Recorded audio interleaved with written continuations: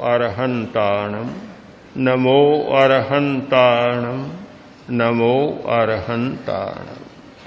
आत्मा जैन आचार्यों ने जिस नमस्कार मंत्र की चर्चा की, मैं उसे दुनिया के महामंत्रों में बहुत श्रेष्ठ कोटि में इसलिए मानता हूं कि उन्होंने परमात्मा की बहुत यथार्थ व्याख्या हमारे सामने प्रस्तुत की। 5 परमेष्ठी हैं, 5 परमात्मा, एक नहीं, 5 परमात्मा। अरहत परमात्मा, सिद्ध परमात्मा, आचार्य परमात्मा, उपाध्याय परमात्मा और साधु परमात्मा। इतना व्यापक दे दिया कि साधु यानी साधना करने वाला हर व्यक्ति परमात्मा।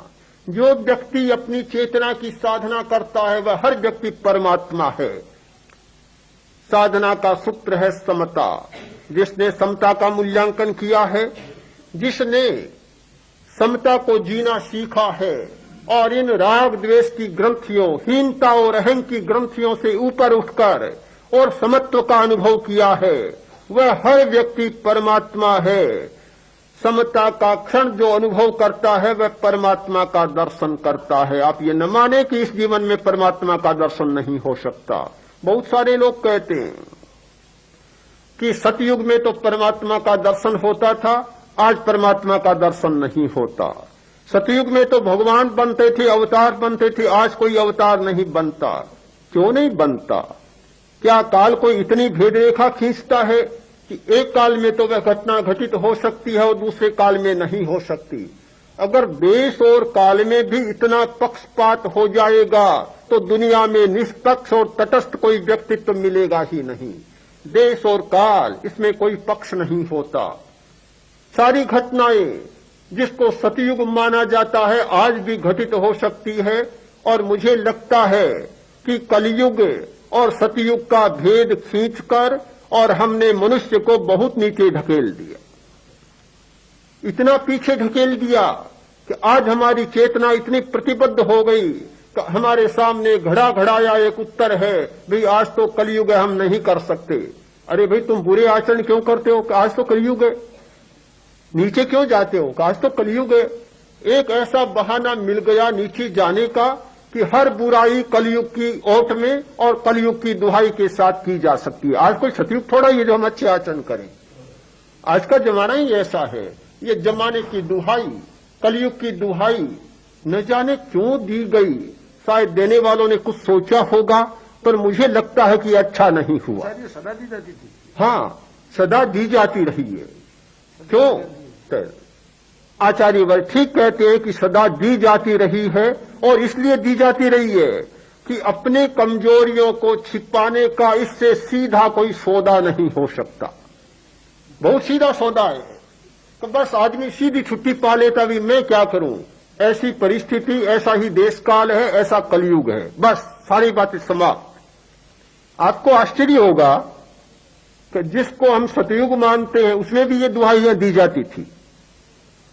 मैंने 200 वर्ष पहले का एक पत्र पढ़ा, किसी व्यक्ति को दिया हुआ, तो 200 वर्ष पहले का, उसमें अपने पुत्र को लिखा है, देखो बड़ी सावधानी से काम करना, जमाना हलाहल खराब आ गया है।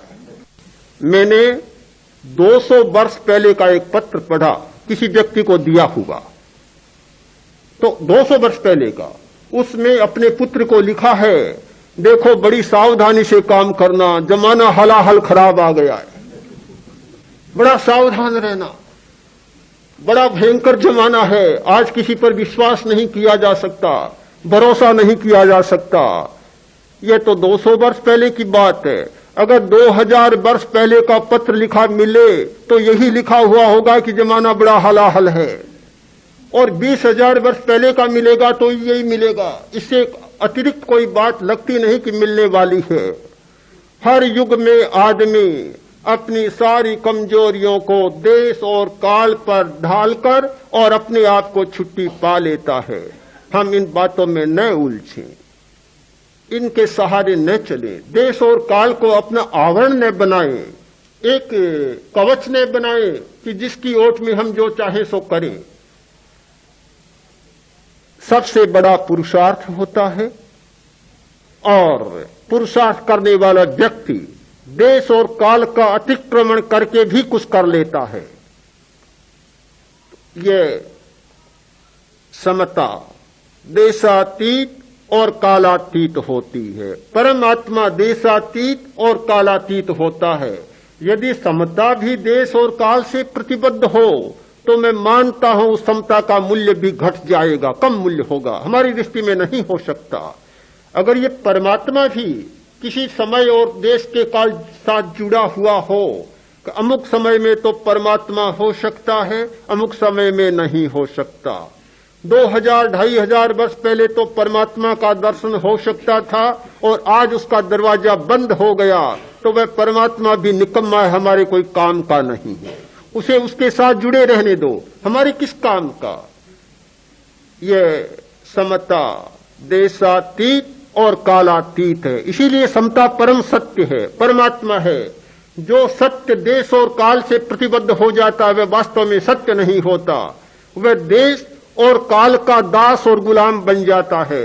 सच्चाई कभी किसी की गुलाम नहीं होती, सच्चाई स्वतंत्र होती है और उसकी स्वतंत्रता को कोई भी पदार्थ रोक नहीं सकता।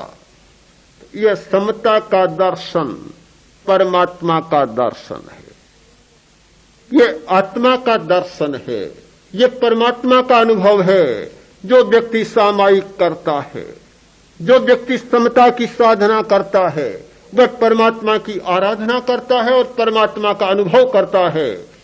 आज भी आप कर सकते हैं और 1000 वर्ष पहले भी कर सकते थे, कोई अंतर आने वाला नहीं। ये ध्यान की साधना, ये समता की साधना है, ये परमात्मा की साधना है।